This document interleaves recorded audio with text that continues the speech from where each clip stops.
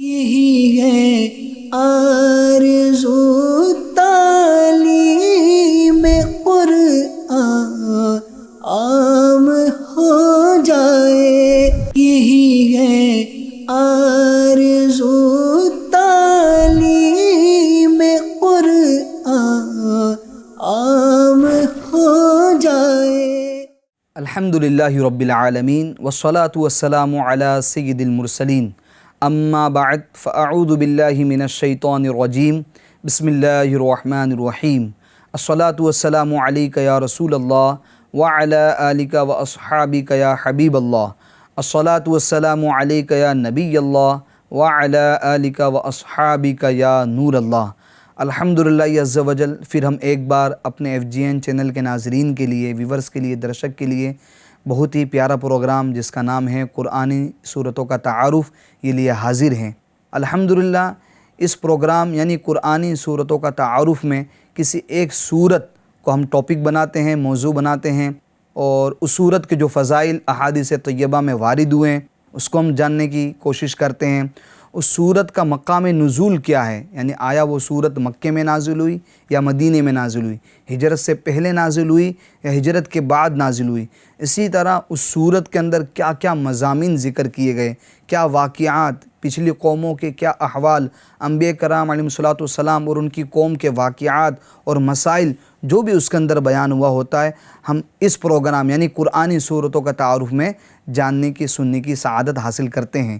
انشاءاللہ الکریم آج بھی ہم کسی ایک صورت کو ٹاپک بنائیں گے اور یہ چیزوں پر گفتگو کریں گے، مگر آئیے سب سے پہلے درود شریف کے متعلق فضیلت سن لیتے ہیں۔ کعبے کے بدر الدجا، طیبہ کے شمس الضحیٰ، دافع رنج و بلا، شافع یوم جزا، صلی اللہ تعالی علیہ وآلہ وسلم کا فرمان برکت نشان ہے، جس نے مجھ پر 10 مرتبہ درود پاک پڑھا، اللہ تعالیٰ اس پر 100 رحمتیں نازل فرماتا ہے۔ صلو علی الحبیب صلی اللہ تعالی علی محمد صلی اللہ تعالی علیہ وآلہ وسلم۔ جی محترم FGN چینل کے ناظرین، آج کے پروگرام قرآنی صورتوں کا تعارف میں آپ سب کو خوش آمدید کہتے ہیں، مرحبا کہتے ہیں، ویلکم کہتے ہیں۔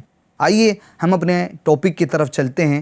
آج انشاءاللہ الکریم اس پروگرام یعنی قرآنی صورتوں کا تعارف میں ہم سورہ ہود، یہ قرآن کی ایک صورت ہے، سورہ ہود، اس صورت کے اندر کیا مضامین بیان ہوئے ہیں، کیا واقعات بیان ہوئے ہیں اور اس صورت کے کیا فضائل ہیں، اس کے جاننے کی طرف ہم بڑھتے ہیں۔ سب سے پہلے یہ جو صورت ہے سورہ ہود، اس کا مقام نزول کیا ہے؟ حضرت عبداللہ بن عباس، حضرت حسن اور حضرت اکرمہ رضی اللہ تعالی عنہم اور دیگر مفسرین فرماتے ہیں کہ سورہ ہود یہ مکہ مکرمہ میں نازل ہوئی، یعنی ہجرت سے پہلے یہ صورت نازل ہوئی، سورہ ہود۔ حضرت عبداللہ بن عباس رضی اللہ تعالی عنہما سے ایک روایت یہ بھی مروی ہے کہ آیت وَأَقِمِ الصَّلَاةَ طَرَفَيِ النَّهَارِ کے سوا باقی تمام صورت یہ مکیہ ہے، یعنی یہ والی جو آیت ہے وَأَقِمِ الصَّلَاةَ طَرَفَيِ النَّهَارِ، یہ والی جو آیت ہے یہ صرف مدنیہ ہے آیت، یعنی یہ ہجرت کے بعد نازل ہوئی۔ باقی اس کے علاوہ جتنی بھی اس سورہ ہود کے اندر آیات ہیں وہ سب کے سب مکیہ ہیں، یعنی ہجرت سے پہلے نازل ہوئی۔ مقاتل نے کہا کہ آیت فَلَعَلَّكَ تَارِكٌ اور أُولَئِكَ يُؤْمِنُونَ بِهِ اور إِنَّ الْحَسَنَاتِ يُذْهِبْنَ السَّيِّئَاتِ کے علاوہ پوری صورت مکی ہے، یعنی یہ جو چند آیات آپ کو ابھی ہم نے پڑھ کر بتائی، یہ آیت کے علاوہ جتنی بھی آیتیں ہیں وہ سب کے سب ہجرت سے پہلے نازل ہوئی، یعنی وہ سب کے سب آیات کیا ہے؟ مکیہ ہے۔ اب آئیے اس سورہ ہود کے اندر کتنے رکوع اور کتنی آیات ہیں؟ اس سورہ میں 10 رکوع اور 123 آیتیں ہیں۔ اس سورت کا نام ہود ہے، تو ہود نام رکھنے کی وجہ کیا ہے وہ ہم جاننے کی کوشش کرتے ہیں۔ اس سورت کا نام سورہ ہود اس لیے رکھا گیا کہ اس سورت کی آیت نمبر 50 سے لے کر 60 تک میں اللہ تعالیٰ نے حضرت ہود علیہ الصلوۃ والسلام اور ان کی قوم کا نام تھا عاد، یعنی قوم عاد کا واقعہ بیان کیا گیا۔ اسی واقعے کی مناسبت سے اس سورت کا نام سورہ ہود یہ رکھا گیا۔ اب آئیے سورہ ہود کے بارے میں جو احادیث وارد ہوئی ہیں، جو فضائل وارد ہوئے ہیں، کچھ ہم جاننے کی کوشش کرتے ہیں۔ سب سے پہلے ہم ایک حدیث سنتے ہیں اس سورہ ہود کے بارے میں۔ حضرت عبداللہ ابن عباس رضی اللہ تعالی عنہما فرماتے ہیں، حضرت ابو بکر صدیق رضی اللہ تعالی عنہ نے عرض کی، آپ پر بڑھاپے کے آثار یہ نمودار ہو گئے، ظاہر ہو گئے۔ تو آپ علیہ السلام نے کیا ارشاد فرمایا؟ اے میرے محترم FGN چینل کے ناظرین، سنیے، توجہ سے سنیے۔ آپ علیہ السلام نے فرمایا کہ مجھے سورہ ہود، یعنی جس سورت کا ہم ذکر سننے جا رہے ہیں، سورہ ہود، سورہ واقعہ، سورہ مرسلات، سورہ عما یتساءلون اور سورہ اذا الشمس کورت، ان سورتوں نے مجھے بوڑھا کر دیا ہے۔ تعلیم امت کے لیے آپ علیہ السلام نے یہ بات ارشاد فرمائی، ورنہ تو آپ سید الانبیاء ہیں، سید المرسلین ہیں، انبیاء کے سردار ہیں، سید المعصومین ہیں، معصوموں کے سردار ہیں۔ معصوم کسے کہتے ہیں؟ جو گناہوں سے بالکل پاک و صاف ہو۔ انبیاء اور فرشتے یہ گناہوں سے پاک و صاف ہوتے ہیں، ان سے گناہ ہونا یہ ممکن نہیں ہوتا ہے، ٹھیک ہے؟ تو آپ تو معصومین کے سردار ہیں، مگر آپ فرما رہے ہیں کہ اے ابو بکر مجھے ان صورتوں نے بوڑھا کر دیا ہے۔ یہ تعلیم امت کے لیے۔ اصل میں ہمارا معاملہ کیسا ہے؟ ہم قرآن پڑھتے نہیں ہیں۔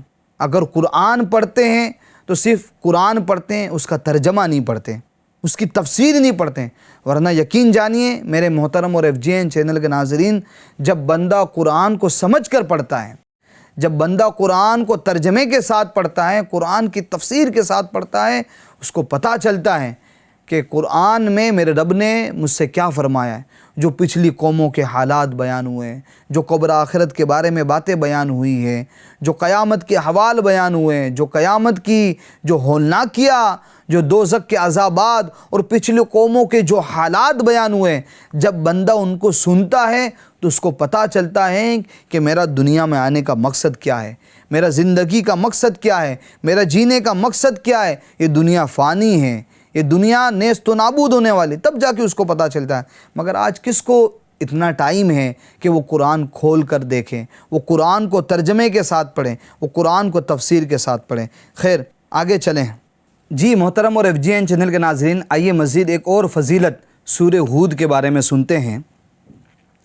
حضرت عبداللہ بن عمر رضی اللہ تعالی عنہما سے روایت ہیں، حضور اقدس صلی اللہ تعالی علیہ وسلم نے ارشاد فرمایا، جسے یہ بات پسند ہو کہ وہ قیامت کے دن کو اس طرح دیکھے گویا کہ وہ نگاہوں کے سامنے ہے، جسے یہ بات پسند ہو کہ وہ قیامت کے دن کو اپنی نظروں کے سامنے ایسے دیکھے کہ گویا کہ اس کے سامنے یہ قیامت کا منظر ہے، قیامت کا دن ہے، جسے یہ پسند ہے، تو اسے چاہیے کہ وہ سورہ اذا الشمس کورت، سورہ اذا السماء فطرت، سورہ اذا السماء شقت یہ پڑھ لیں۔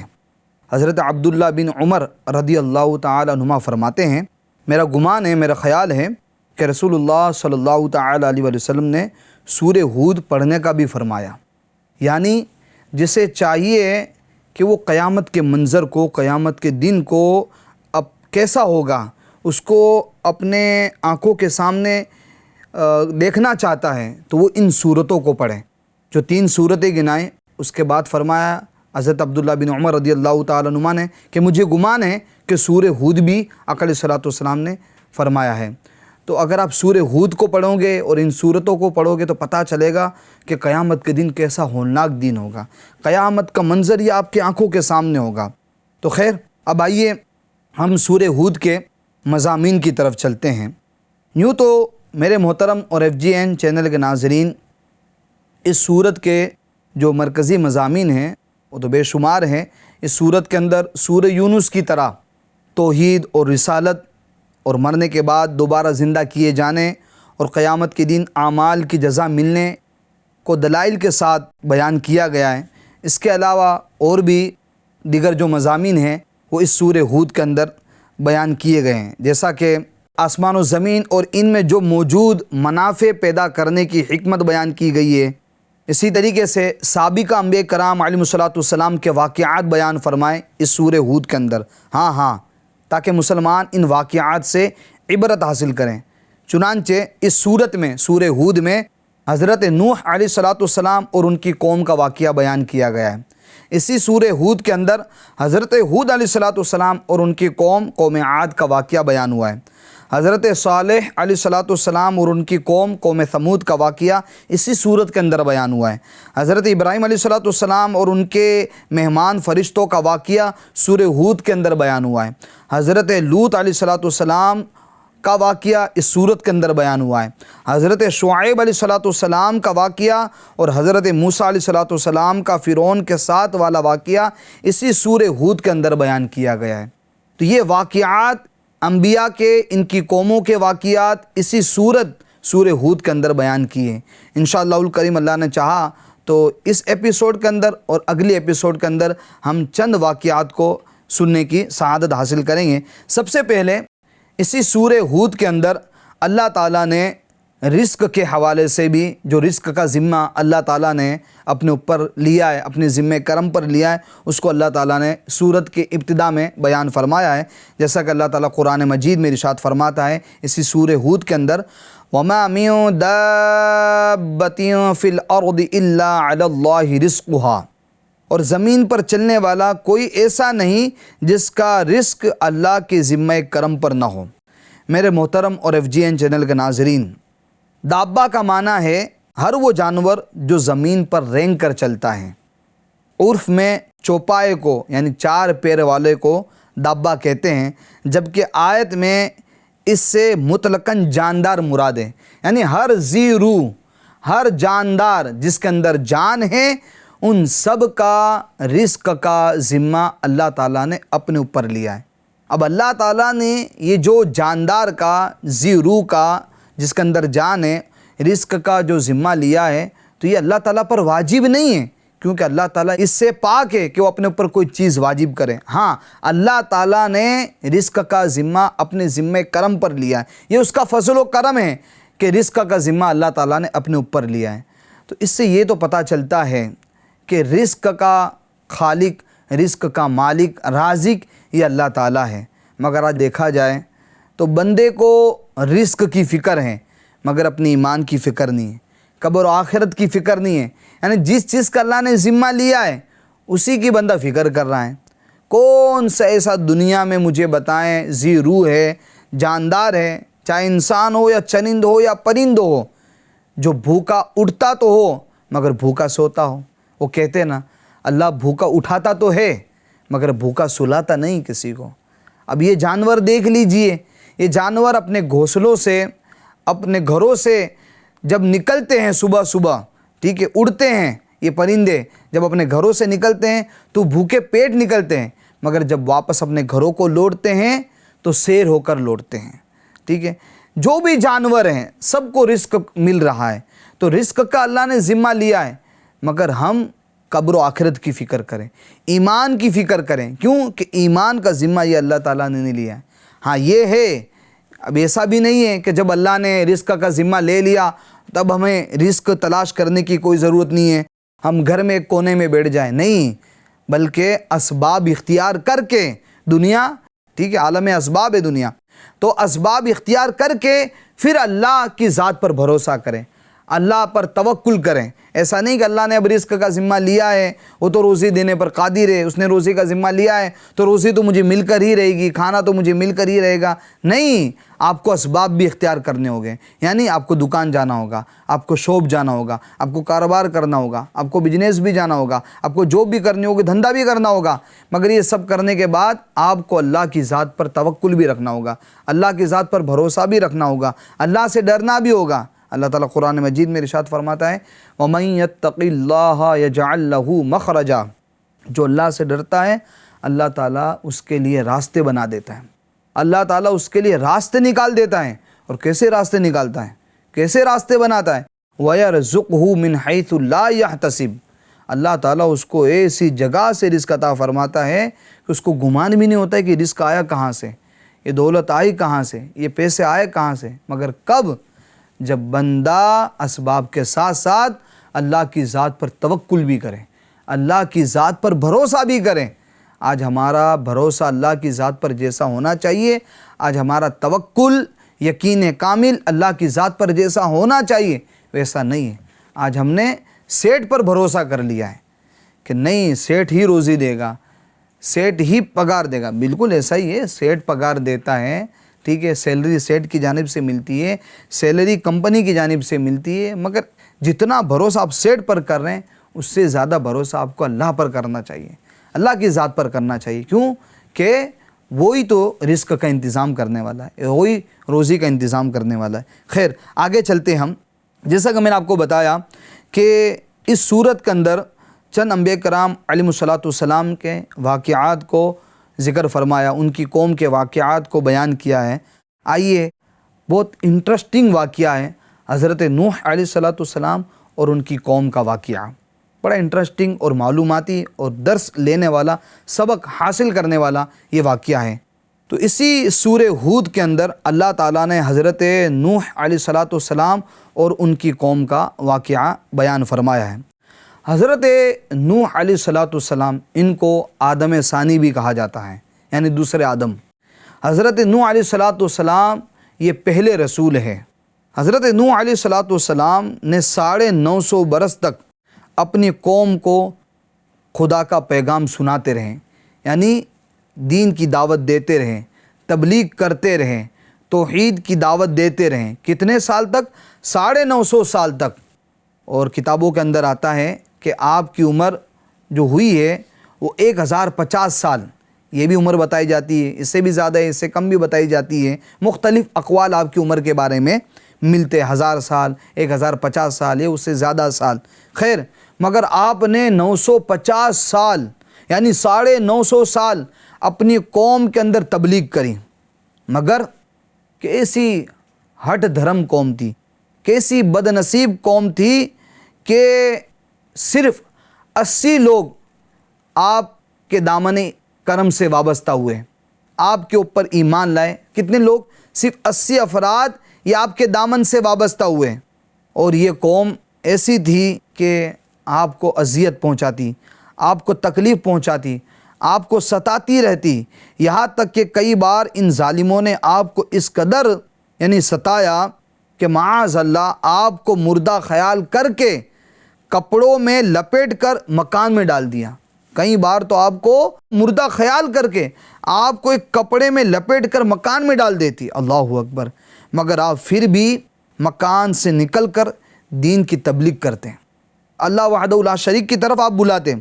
اسی طرح بار بار آپ کا گلا گھوٹا جاتا، یعنی آپ کا گلا دبایا جاتا، آپ کا گلا گھوٹا جاتا، ایسی تکلیفیں آپ کو دیتے جس کی وجہ سے آپ کا دم گھٹنے لگتا، آپ کبھی کبھی تو بے ہوش ہو جاتے ہیں۔ مگر ان ایذاؤں اور مصیبتوں پر بھی آپ یہی دعا کرتے تھے کہ اے میرے پروردگار تو میری قوم کو بخش دے، میری قوم کو معاف فرما دے اور ہدایت عطا فرما، کیونکہ یہ مجھ کو نہیں جانتے ہیں۔ خیر قوم کا یہ حال تھا کہ ہر بوڑھا باپ اپنے بچوں کو یہ وصیت کرتے مرتا۔ توجہ سے سنیے گا، آپ کے قوم کا، حضرت نوح علیہ الصلاۃ والسلام کے قوم کا یہ حال تھا کہ ہر بوڑھا باپ اپنے بچوں کو یہ وصیت کر کے مرتا تھا کہ نوح علیہ الصلاۃ والسلام بہت پرانے پاگل ہیں، اس لیے کوئی ان کی باتوں کو نہ سنے، نہ ان کی باتوں پر دھیان دے۔ یعنی جو بھی بوڑھا، جو گھر کا بڑا اس دنیا سے جاتا تو یہ اپنے بچوں کو نصیحت کر کے جاتا، یہ وصیت کر کے جاتا کہ معاذ اللہ معاذ اللہ یہ تو پاگل ہیں، حضرت نوح علیہ الصلاۃ والسلام معاذ اللہ یہ تو پاگل ہے، ان کی باتوں پر دھیان نہ دینا، ان کی باتوں پر یقین نہ کرنا، ٹھیک ہے۔ خیر آپ ان کی یہ تکلیفیں، یہ اذیتیں برداشت کرتے رہیں۔ جب آپ اپنی قوم سے نا امید ہوئے، جب آپ اپنی قوم سے مایوس ہو گئے، وہ آپ پر ایمان نہ لائی، آپ کے دامن کرم سے وابستہ نہ ہوئی، اور آپ نے اس قوم کی ہلاکت کے لیے پھر آپ نے مایوس ہو کر اللہ تعالیٰ کی بارگاہ میں دعا کری، اور اللہ تعالیٰ نے آپ کو حکم دیا کہ آپ ایک کشتی تیار کریں۔ چنانچہ 100 برس میں آپ کے لگائے ہوئے ساگوان کے درخت تیار ہو گئے۔ آپ نے کیا کرا؟ آپ نے ساگوان کے درخت لگوائے۔ ساگوان نامی جو لکڑی ہوتی ہے بڑی مضبوط ہوتی ہے، ٹھیک ہے۔ تو آپ نے 100 سال کے اندر تو اس کے درخت لگوائے، اور 100 سال کے اندر یہ درخت تیار ہوئے۔ ان درخت کی لکڑیوں سے ایک کشتی بنائی جو 80 گز لمبی اور 50 گز چوڑی تھی، اس میں 3 درجے تھے، نچلے طبقے میں درندے پرندے اور حشرات الارض وغیرہ، اور درمیانی طبقے میں چوپائے یعنی 4 پیر والے جانور وغیرہ، اور بالائی طبقے میں یعنی اونچے والے طبقے میں خود اور مومنین کے لیے جگہ بنائی۔ اس طرح یہ شاندار کشتی آپ نے بنائی، اور 100 برس کی مدت میں یعنی 100 برس کی مدت میں یہ تاریخی کشتی بن کر تیار ہوئی، جو آپ کی اور مومنوں کی محنت اور کاریگری کا یہ ثمرہ اور پھل تھی، جنہوں نے بے پناہ محنت کر کے یہ کشتی بنائی تھی۔ جب آپ کشتی بنا رہے تھے تو لوگوں کو جب معلوم ہوا، آپ کی قوم کو معلوم ہوا کہ حضرت نوح علیہ السلام یہ اتنی بڑی کشتی بنا رہے ہیں، تو جب قوم کو یہ معلوم ہوا تو قوم نے مذاق اڑانا شروع کر دی۔ کوئی کہتا تھا اے نوح تم بڑائی بن گئے ہو، یعنی یہی فرنیچر کا کام کرنے والے کو ہم کہتے ہیں نا بڑائی، ٹھیک ہے، تم بڑائی بن گئے ہو، تم تو کہتے تھے کہ میں تو خدا کا نبی ہوں، مگر تم تو کشتی بنا رہے ہو۔ کوئی یہ مذاق اڑاتا تھا، اور مذاق میں یہ کہتا تھا کہ اس خشک زمین میں تم کشتی بنا کر کیا کرو گے، یعنی سوکھی زمین ہے، بھائی کشتی تو انسان کہاں بناتا ہے؟ جہاں پانی ہو، پانی میں چلانے کے لیے کشتی بناتا ہے۔ تو وہ کہتے تھے کہ تم کشتی بنا رہے ہو اس خشک زمین کے اندر، تم کشتی بنا کر کیا کرو گے؟ کیا تمہاری عقل ماری گئی ہے؟ معاذ اللہ معاذ اللہ۔ غرض طرح طرح کی آپ کی مذاق اڑائی جاتی، مگر آپ ان پر دھیان نہیں دیتے، ٹھیک ہے، اور آپ کہتے ہیں کہ مت گھبراؤ، جب خدا کا عذاب بصورت طوفان آ جائے گا تب پتہ چلے گا تمہیں، تب ہم تمہارا مذاق اڑائیں گے۔ خیر، جب طوفان آ گیا تو آپ نے کشتی میں درندوں چرندوں اور پرندوں اور قسم قسم کے حشرات الارض کا ایک ایک جوڑا نر اور مادہ سوار کرا دیا، اور خود آپ اور آپ کے تینوں فرزند یعنی حام سام اور یافت اور ان تینوں کی بیویاں اور آپ کی مومنہ بیوی یعنی تقریباً 72 مومنین مرد و عورت کل 80 انسان کشتی میں سوار ہو گئے، اور آپ کی ایک بیوی وائلہ جو آپ کے دامن کرم سے وابستہ نہیں ہوئی تھی، جو آپ پر ایمان نہیں لائی تھی، اور آپ کا ایک لڑکا جس کا نام کنعان تھا، یہ دونوں کشتی میں سوار نہیں ہوئے اور طوفان میں غرق ہو گئے۔ روایت ہے کہ جب سانپ اور بچھو کشتی میں سوار ہونے لگے تو آپ نے ان دونوں کو روک دیا، تو ان دونوں نے کہا کہ اللہ کے نبی آپ ہم دونوں کو سوار کر لیجئے، ہم عہد کرتے ہیں، وعدہ کرتے ہیں کہ جو شخص سلام علی نوح فی العالمین پڑھ لے گا ہم دونوں اس کو ضرر یعنی نقصان نہیں پہنچائیں گے۔ تو آپ نے ان دونوں کو بھی کشتی پہ سوار کر لیا۔ تو کتابوں کے اندر آتا ہے، علماء کرام فرماتے ہیں، جیسا کہ ابھی آپ نے سنا بھی، کہ اگر آپ چاہتے ہیں کہ آپ کو بچھو یا سانپ یہ نہ ڈسیں، ٹھیک ہے، ان کے ضرر سے ان کے نقصان سے آپ بچے رہیں، تو یہ آیت کریمہ کا ورد کر لیا کیجیے۔ کیا؟ سلام علی نوح فی العالمین۔ آپ کہیں ایسی جگہ پر چلے جائیں یا کسی ایسے جنگل میں آپ کا گزرنا ہو، ایسے بیابان میں گزرنا ہو جہاں، یا ایسی جگہ سے گزرنا ہو جہاں یہ بچھو اور سانپ کا ڈر ہو، خوف ہو کہ کہیں نکل کر ڈس نہ لے، تو یہ آیت کریمہ کا ورد کرتے رہیے، انشاءاللہ الکریم یہ سانپ اور بچھو کے ڈسنے سے آپ بچے رہیں گے، محفوظ رہیں گے۔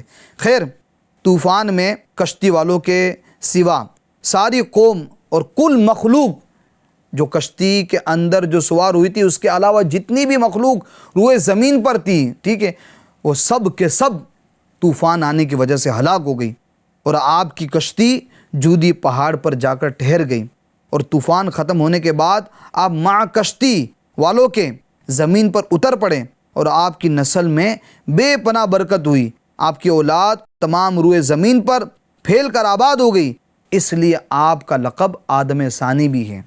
آدم ثانی آپ کو کہا جاتا ہے، کیوں کہ جو کشتی میں سوار ہو گئے تھے، وہ جو طوفان آیا تھا پانی کا، اس نے تو جو 80 افراد تھے اور جو بھی مخلوق اس وقت کشتی میں سوار تھی، اس کے علاوہ جتنی بھی مخلوق تھی، وہ سب کے سب اس طوفان کی وجہ سے ہلاک ہو گئی تھی۔ مگر جب یہ آپ کی کشتی جودی پہاڑ پر جا کر رکی، پھر آپ کشتی سے اترے اور جو بھی کشتی میں سوار تھے وہ سب اترے اور سب آباد ہوئے۔ یوں اللہ تعالیٰ نے آپ پر جو ایمان لائے تھے، آپ کے دامن کرم سے جو وابستہ ہوئے تھے، ان کے اندر آپ کی نسل میں اللہ نے اتنی برکت دی کہ تمام روئے زمین پر یہ نسل پھیل گئی، اسی وجہ سے آپ کو آدم ثانی بھی کہا جاتا ہے۔ اب پورے اس واقعے کو اللہ تعالیٰ نے اسی سورہ ہود کے اندر ذکر فرمایا ہے، جس کا ترجمہ کچھ یوں ہے، اور نوح کو وحی ہوئی کہ تمہاری قوم سے مسلمان نہ ہوگے مگر جتنے ایمان لا چکے، جتنے آپ کے دامن کرم سے وابستہ ہو چکے، تو غم نہ کھا، اس پر جو وہ کرتے ہیں، یعنی جو یہ کرتے ہیں اس پر غم نہ کھا، اور کشتی بنا ہمارے سامنے اور ہمارے حکم سے، اور ظالموں کے بارے میں مجھ سے بات نہ کرنا، وہ ضرور ڈبا دیے جائیں گے۔ اور نوح کشتی بناتا ہے، اور جب اس کی قوم کے سردار اس پر گزرتے تو اس پر ہنستے، بولا اگر تم ہم پر ہنستے ہو تو ایک وقت ہم تم پر ہنسیں گے جیسا تم ہنستے ہو، تو اب جان جاؤ گے کہ کس پر آتا ہے وہ عذاب کہ اسے رسوا کرے، اور اترتا ہے وہ عذاب جو ہمیشہ رہے۔ میرے محترم اور FGN چینل کے ناظرین، مزید اگر ہم آگے چلیں تو اب یہ جو طوفان آنے والا تھا تو کیسے پتہ چلتا کہ طوفان بس اب آنے والا ہے؟ تو اس کی علامت کچھ یوں بیان کی گئی ہے۔ یوں تو اللہ تعالیٰ نے حضرت نوح علیہ السلام کو 200 برس پہلے ہی بذریعہ وحی یہ بتا دیا تھا کہ آپ کی قوم طوفان میں غرق کر دی جائے گی، یعنی ڈبو دی جائے گی، مگر طوفان آنے کی نشانی یہ مقرر فرما دی تھی کہ آپ کے گھر کے تنور سے، جس پہ کھانا بنتا ہے، تنور سے پانی ابلنا شروع ہوگا۔ چنانچہ پتھر کے اس تنور سے ایک دن صبح کے وقت پانی ابلنا شروع ہو گیا، اور آپ نے کشتی پر جانوروں اور انسانوں کو سوار کرنا بھی شروع کر دیا۔ یعنی کیسے پتہ چلا کہ بھئی طوفان آنے والا ہے؟ تو اللہ تعالیٰ نے وحی کے ذریعے بتا دیا کہ جب صبح تمہارے تنور سے پانی ابلنا شروع ہو جائے تو سمجھ لو اب طوفان آنے والا ہے۔ اسی کو اللہ تعالیٰ نے سورہ ہود کے اندر بھی بیان فرمایا ہے۔ اسی طریقے سے جب آپ کشتی پر سوار ہوئے تو آپ نے یہ دعا پڑھی۔ کون سی دعا؟ اور یہ دعا سورہ ہود کے اندر موجود بھی ہے۔ وہ کون سی آیت ہے اور وہ کون سی دعا ہے؟ بسم اللہ مجریہا و مرساہا ان ربی لغفور الرحیم۔ ترجمہ، اللہ کے نام پر اس کا چلنا اور اس کا ٹھہرنا، بے شک میرا رب ضرور بخشنے والا مہربان ہے۔ تو ہمیں پتہ چلا جب بھی ہم کشتی میں سوار ہو، جب بھی ہم پانی پر چلنے والی کوئی چیز پر سوار ہو تو یہ آیت ہمیں پڑھ لینی چاہیے، یہ دعا ہمیں پڑھ لینی چاہیے۔ اللہ نے چاہا اس دعا کی برکت سے، اس آیت کے پڑھنے کی برکت سے ہم کشتی کے ڈوبنے سے، ناؤ کے ڈوبنے سے محفوظ رہیں گے۔ میرے محترم اور FGN چینل کے ناظرین، یوں تو مزید آگے اور بھی بہت کچھ ہے، جیسا کہ حضرت نوح علیہ السلام اور آپ کی جو بیوی جو آپ کے دامن کرم سے وابستہ نہیں ہوئی، آپ کا جو بیٹا کنعان جو آپ کے دامن کرم سے وابستہ نہیں ہوا، ٹھیک ہے، وہ بھی غرق ہو گیا۔ آپ کی بیوی بھی جو آپ پر ایمان نہیں لائی، آپ کے دامن کرم سے وابستہ نہیں ہوئی، ٹھیک ہے، وہ بھی غرق ہو گئی۔ تو پتہ یہ چلا کہ نیکوں کی اولاد کے لیے ضروری نہیں ہے کہ وہ نیک ہی ہو، ہاں ٹھیک ہے، بروں کی اولاد اچھی اور اچھے کی اولاد بری ہو سکتی ہے۔ یہ خداوند تعالیٰ کی مشیت اور مرضی پر موقوف ہے کہ اللہ تعالیٰ جسے چاہتا ہے ہدایت دیتا ہے، جسے چاہتا ہے رستہ دکھاتا ہے، ٹھیک ہے۔ تو اس لیے ہمیں اللہ کی بارگاہ میں بس یہی دعا کرتے رہنی چاہیے کہ اللہ تعالیٰ ہمیں صراط مستقیم پر چلائیں، راہ راست پر چلائے رکھے، ہمیں شریعت پر چلائیں۔ جی میرے محترم اور FGN چینل کے ناظرین، یوں تو میں نے آپ کو شروع میں بتا دیا کہ اس سورہ ہود کے اندر کئی انبیاء کرام علیہم السلام کے واقعات اور ان کی قوم کے واقعات کو بیان کیا ہے۔ آج ہم نے سورہ ہود کے اندر حضرت نوح علیہ السلام اور ان کی قوم کا واقعہ سننے کی سعادت حاصل کی۔ انشاءاللہ الکریم نیکسٹ ایپیسوڈ کے اندر اسی سورہ ہود کے اندر ایک اور نبی اور ان کی قوم کا بھی واقعہ اللہ نے چاہا تو بیان ہوگا۔ انشاءاللہ الکریم نیکسٹ ایپیسوڈ میں ہم ملیں گے۔ جب تک کے لیے آپ اپنا خیال رکھیے۔ اللہ پاک ہم سب کا حامی و ناصر ہو، اور اللہ پاک ہمیں قرآن پاک پڑھنے کی توفیق عطا فرمائے۔ آمین بجاہ النبی الامین صلی اللہ تعالی علیہ وآلہ وسلم۔ صلو علی الحبیب صلی اللہ تعالی علی محمد صلی اللہ تعالی علیہ وآلہ وسلم۔ یہی ہے آرزو تعلیم قرآن عام ہو جائے، یہی ہے آرزو